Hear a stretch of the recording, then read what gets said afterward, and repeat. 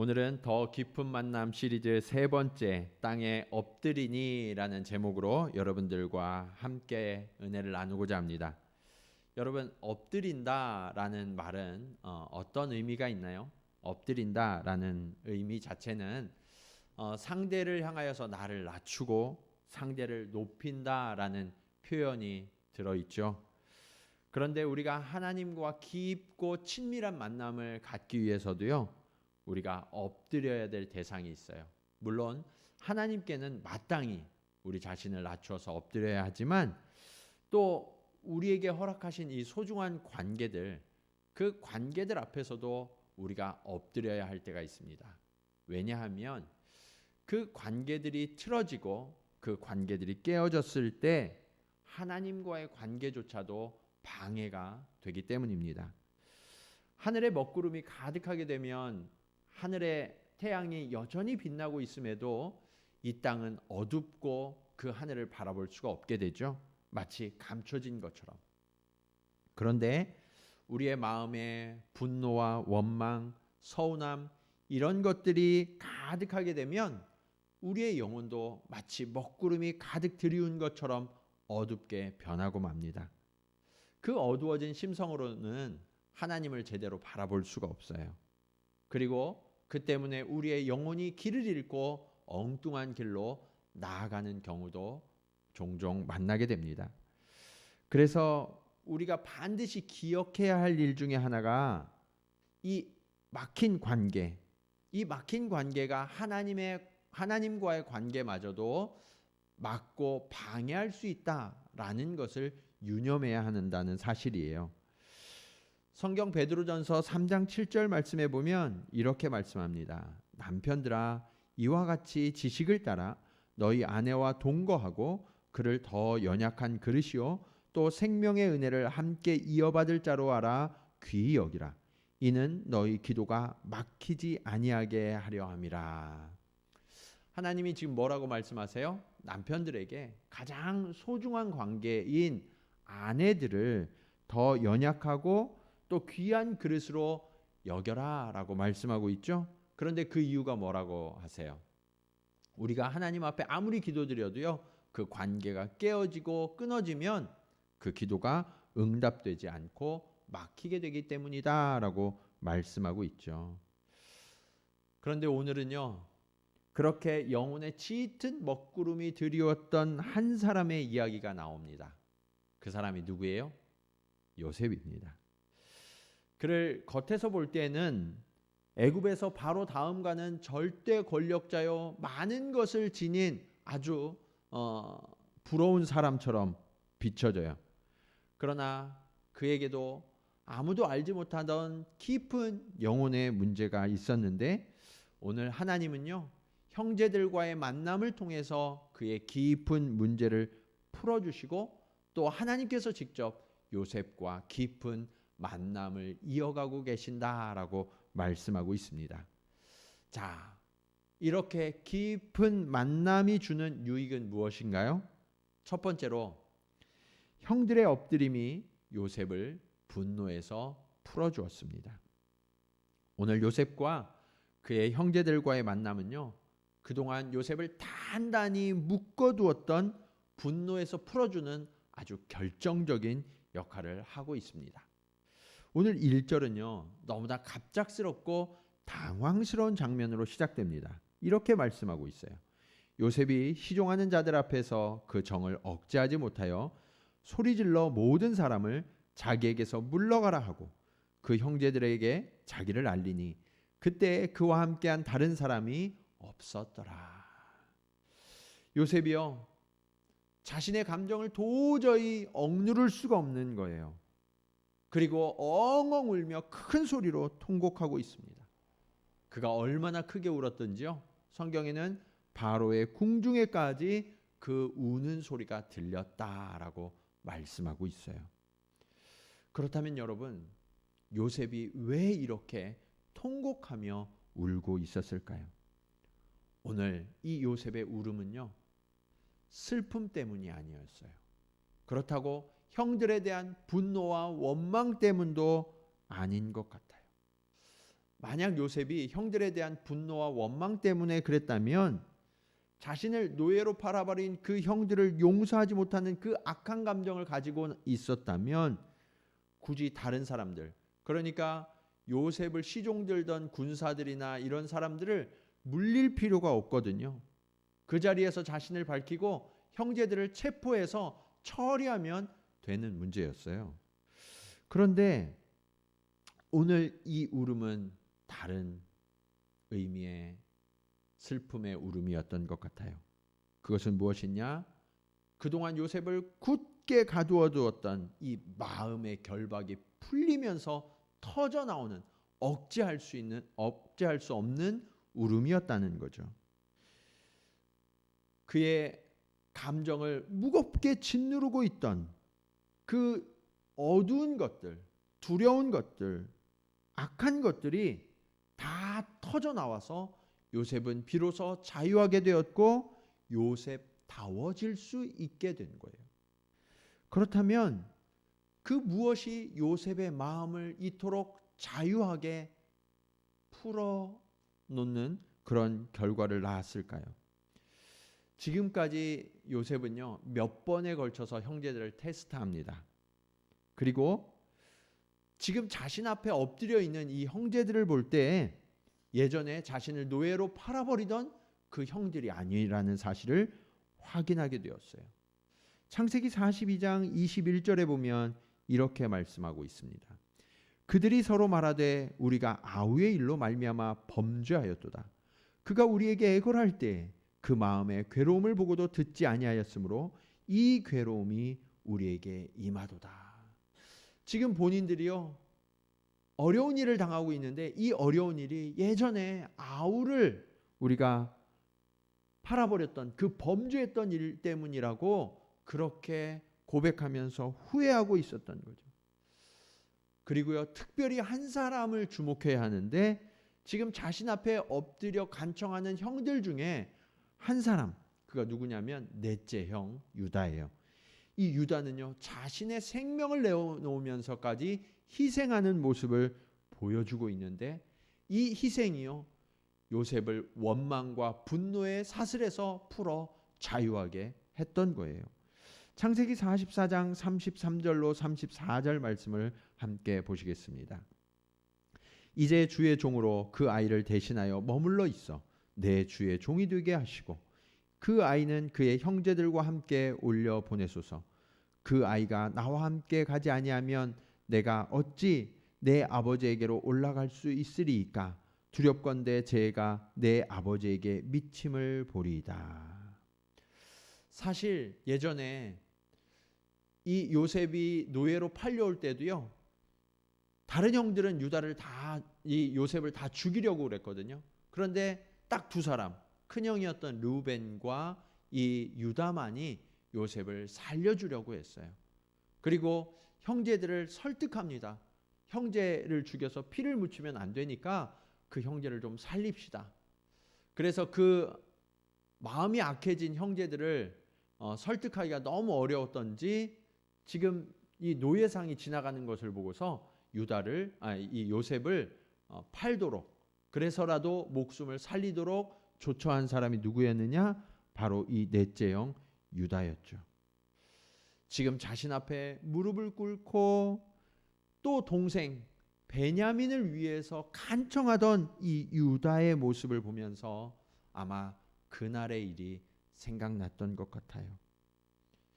이제 이 유다는요, 그냥 동생을 살려주는 정도가 아니라 자기 목숨을 대신해서 내어놓고라도 이 동생 베냐민을 살리겠다는 희생을 보이고 있습니다. 이 희생하는 모습을 보면서 요셉의 마음이 녹아지는 거예요. 그리고 용서를 결단하게 됩니다. 이처럼요, 진정한 회개와 희생은요, 용서할 수 있는 분명한 근거가 된다라는 사실을 우리는 분명히 아셔야 해요. 이제 요셉은 더 이상 자신을 형제들에게 감추지 않고 드러냅니다. 4절을 보시면 요셉이 형들에게 이르되 내게로 가까이 오소서.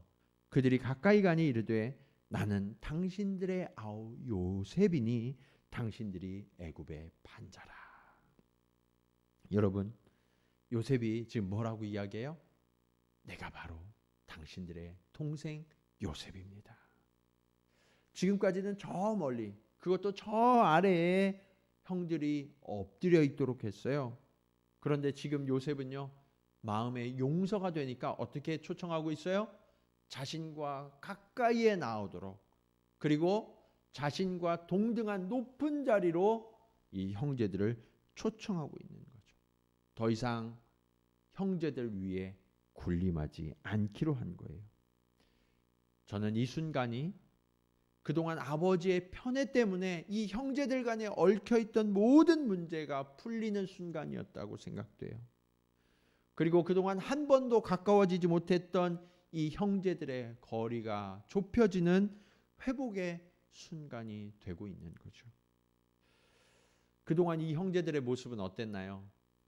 더 높아지려고 했어요. 그리고 내가 높아질 수 없으면 상대를 누르고 끌어내리려고 했어요. 그러니까 상대를, 우리 형제를 있는 모습 그대로 바라보지 못했거든요. 그런데 이제는 자신을 낮추어 엎드리게 되니까 형제를 존귀한 존재로 바라볼 수 있게 되는 거예요. 마치 총리의 자리에 오르기까지 한 그 요셉의 동등한 자리에서 서로를 바라볼 수 있는 그러한 존귀한 존재들이 되고 있는 거죠. 오늘 여러분에게도 혹시 불편한 관계가 남아 있으신가요? 아직까지도 용서할 수 없는 원망과 분노의 대상이 있으세요? 그렇다면 정말 힘드시겠지만 오늘 유다가 형제들이 그랬던 것처럼 여러분 자신이 먼저 한번 자신을 낮춰보세요. 이왕이면 엎드리기까지 바짝 낮춰보시기 바랍니다. 그러면 그때부터 어떤 일이 시작되느냐? 이해의 시선이 열리게 되는 거예요. 그리고 그때부터 하나님의 섭리하심이 시작됩니다. 그것이 오늘 말씀의 두 번째 교훈으로 이어져요. 오늘 말씀의 두 번째 교훈은 형들의 엎드림이 요셉의 문제를 풀어주게 되었다라는 것입니다. 우리는 엎드림이 수치요 모욕이라고 생각하고 웬만해서는 엎드리려고 하지 않아요. 그런데 엎드릴 수만 있다면 정말 그동안 해결할 수 없었던 많은 문제가 풀려질 수 있어요. 사실 하나님은요, 처음부터 그래야 했다고 요셉을 통해서 말씀하셨거든요. 창세기 37장 7절 말씀 보실까요? 우리가 밭에서 곡식단을 묶더니 내 단은 일어서고 당신들의 단은 내 단을 둘러서서 절하더이다. 그리고 요셉이 또 꿈을 꾸었는데 이번에는 해와 달과 11별이 둘러서서 자신에게 절을 했다는 거예요. 하나님은요, 이처럼 이전부터 형들이 동생인 요셉에게 엎드려야 함을 말씀하셨어요. 보여주셨어요. 다만 그때는 깨닫지 못했을 뿐이에요. 형들이 동생에게 엎드리기 싫으니까 어떻게 했어요? 뭐라고? 네가 우리의 왕이 된다고? 우리를 다스리겠다는 거야? 그러면서 화를 내고 동생 요셉을 미워했어요. 그 미움이 어느 정도까지 커졌느냐? 심지어 아버지의 심부름으로 먼 길을 찾아온 그 동생 요셉을 잡아 죽이려다가 노예로 팔아버리고 말았죠. 이 거절과 미움이 커진 죄로 인해서 요셉과 형들의 관계는 완전히 파괴되었고 요셉 자신도 완전히 무너질 위기에 처하게 됐다는 거예요. 이 과정에서 요셉이 풀어야 할 아주 어려운 문제가 하나 생겼어요. 그게 뭐냐? 하나님께서 왜 이 일을 허락하셨을까라는 문제예요. 하나님이 왜 자신에게 그런 꿈을 꾸게 하셨는지 요셉은 알지 못했어요. 어쩌면 그 꿈은 요셉이 원하던 꿈이 아니었을 수 있거든요. 그리고 정작 하나님께서 그런 꿈을 꾸게 하셔놓고는 그러면 형들로부터 자신을 지켜주셔야 했는데 이 어린 나이의 요셉을 형들에 의해서 노예로 팔려가도록 허락하시고 말았던 거예요. 뿐만 아니라 죽을 힘을 다해서 보디발의 집에서 좀 인정을 받게 되니까 모함을 받아서 감옥에 가고 말았죠. 하나님께서 왜 요셉에게 이 일을 허락하셨나요? 이제는 애굽의 총리가 되어서 모든 아픔과 슬픈 기억들을 다 잊고 편안하게 좀 살아가려고 했더니 그 순간에 갑자기 또 형제들이 찾아와서 나의 모든 아픈 기억들이 하나하나 살아나고 있었어요. 하나님이 왜 이런 일들을 허락하시는 걸까요? 왜 이렇게 아프게 하시는 걸까요?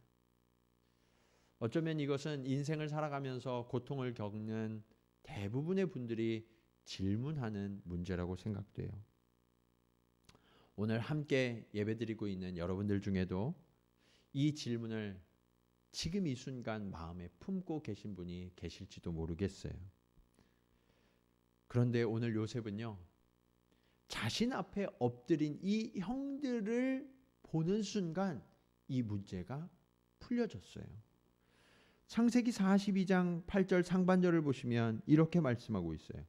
요셉이 그들에게 대하여 꾼 꿈을 생각하고. 그러니까 무슨 얘기예요? 요셉은 그동안 그 꿈을 다 잊고 살았다는 거예요. 어쩌면 너무 정신없어서 그 꿈을 생각할 겨를도 없었을지도 모르겠어요. 그런데 형들이 지금 내 앞에서 엎드려 있는 그 모습을 보는 순간, 이것이 바로 내가 어렸을 때 하나님께서 내게 보여주셨던 그 꿈이구나 라는 것을 깨닫게 됐다는 거죠. 그러면서 애굽으로 팔려오는 순간부터 그를 끊임없이 괴롭혔던 이 문제가 해결된 거예요. 그래서 요셉은 형들에게 이렇게 이야기하게 됩니다. 5절 말씀 보실까요? 같이 한번 읽겠습니다. 자, 시작. 당신들이 나를 이곳에 팔았다고 해서 근심하지 마소서, 한탄하지 마소서. 하나님이 생명을 구원하시려고 나를 당신들보다 먼저 보내셨나이다. 요셉은요, 그동안 형들이 자신을 미워해서 죽이려 한 줄 알았어요. 그리고 형들이 미워한 결과로 자신이 이곳에 노예로 팔려서 그토록 고통당한 줄로만 알았다는 거예요.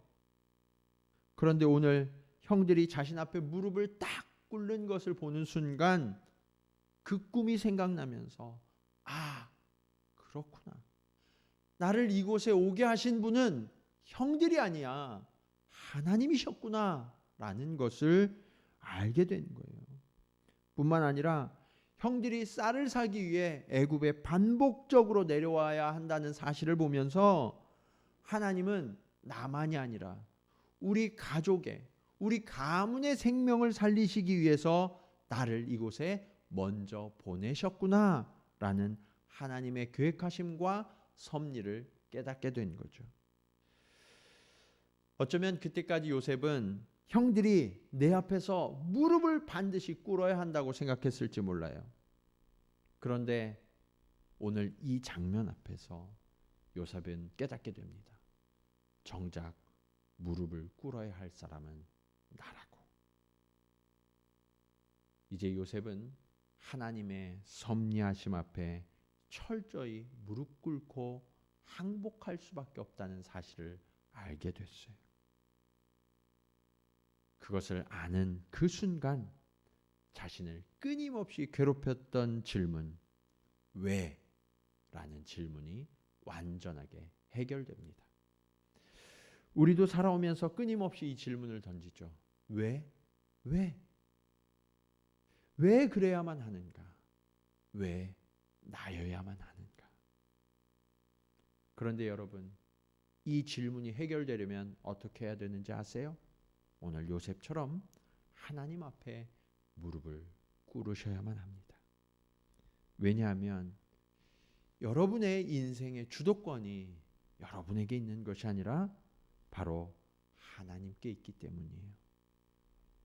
우리의 인생을 출발시키신 분도, 계획하신 분도, 섭리하시는 분도, 그리고 하나님이 뜻하신 결과를 이루어내시는 분도 하나님이시라는 사실을 인정할 때 우리는 비로소 그 질문에 답을 얻을 수가 있기 때문입니다.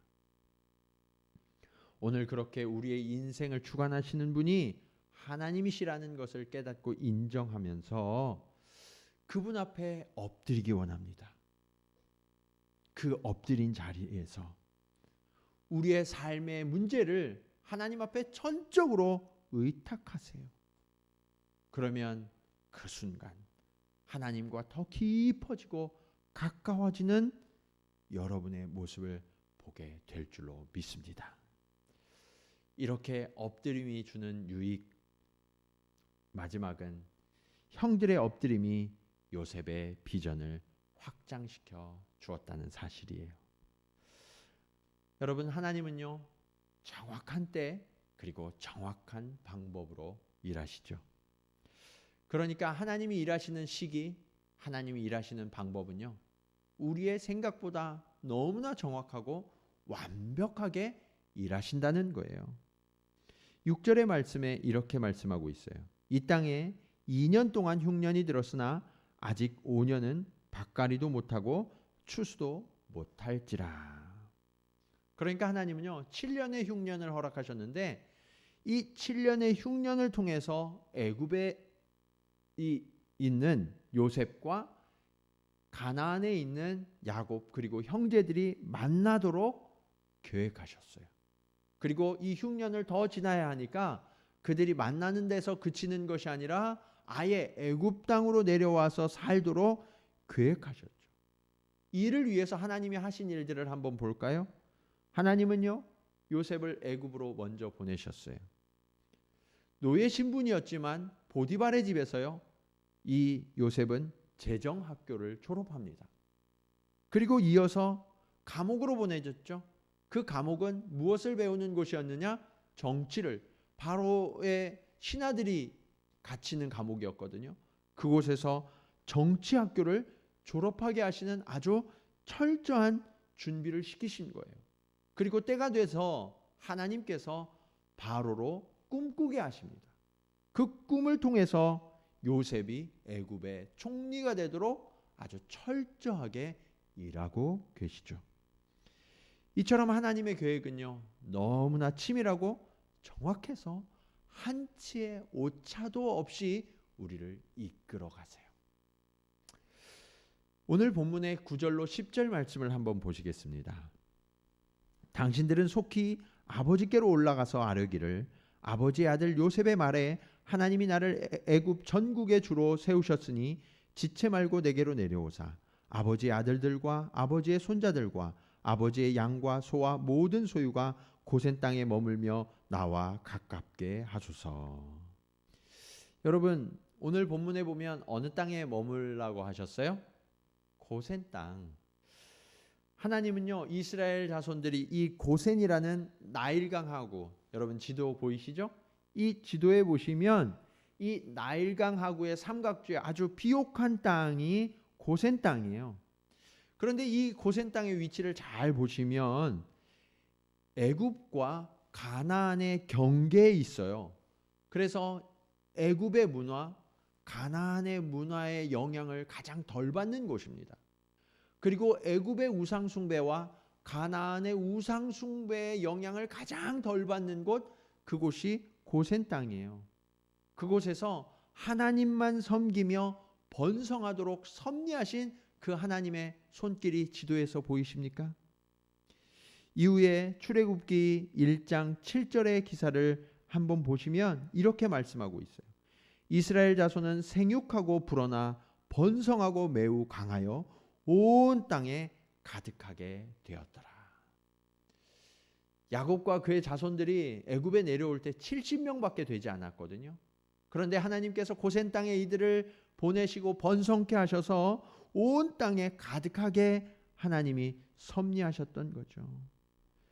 요셉은요, 그 비전을 바라보았던 거예요.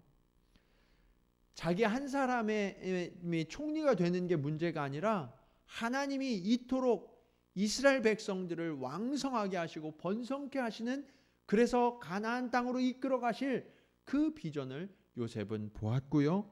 그리고 그 비전을 위해서 충성했고 마지막까지 충성하다가 자손들에게 비전을 계승합니다.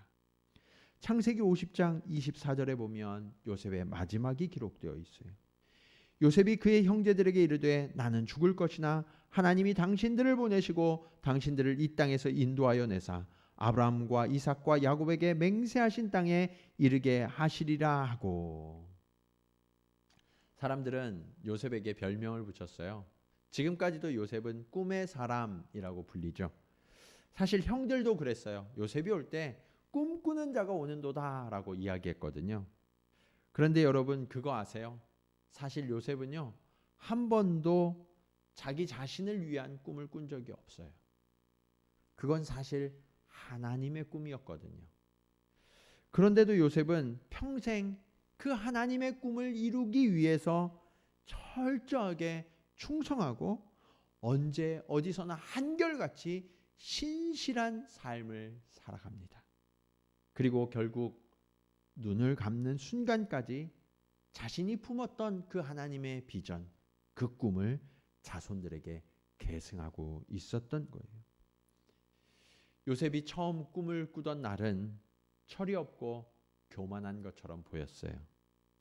그런데 그 꿈을 이루어가는 과정 속에서의 요셉은 늘 하나님 앞에 엎드린 정말 믿을 만한 신실한 사람이 되어 있었고, 그래서 하나님이 허락하시는 형통함을 누렸다라고 성경은 말씀하고 있어요.